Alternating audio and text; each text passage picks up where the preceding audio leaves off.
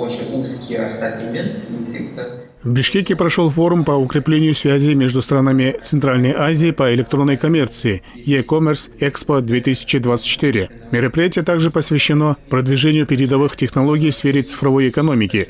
На форуме участники ознакомились с новыми возможностями для бизнеса, получили консультации по логистике, цифровым и безналичным расчетам. Главная цель форума – продвижение и популяризация инструментов цифровой экономики среди бизнеса и предпринимателей, развитие деловых связей между странами Центральной Азии для укрепления взаимовыгодного сотрудничества, также создание открытой платформы для обмена мнениями и опытом в электронной коммерции.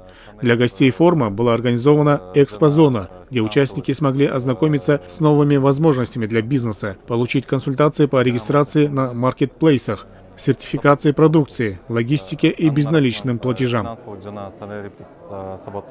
Участники форума отметили, что на мероприятии созданы хорошие условия для бизнесменов, для обмена опытом и освоения новых возможностей. Например, эксперты подробно обсуждали новейшие инструменты в банковской сфере, например, такие как приложение Ишкер-24. Хотелось бы отметить, что Ишкер-24 сегодня является уже экосистемой, в которой есть самые ключевые налоговые сервисы для нашего малого и среднего бизнеса, а также финансовые сервисы.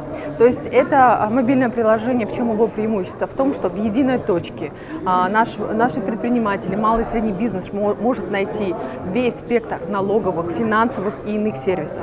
Мобильное приложение Ишкер-24 развивается у нас постоянно, согласно обратной связи от наших предпринимателей. На мероприятии удалось достичь важного понимания того, что специальный налоговый режим для субъектов электронной коммерции требует существенной доработки. В частности, стоит предусмотреть упрощенную ставку в размере 2% для безналичных платежей и возможность работы с наличными деньгами по ставке 4%.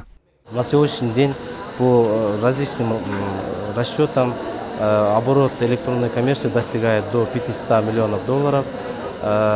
Участники продаж наших отечественных маркетплейсах зарубежных стран уже превышает 20 тысяч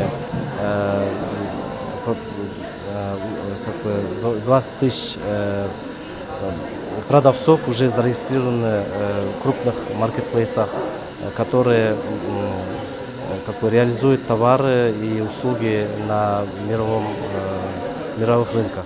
Форум проводится в 4-й раз. В нем приняли участие не только местное бизнес-сообщество, но и бизнесмены из Центральной Азии, международные финансовые организации и представители государственных органов.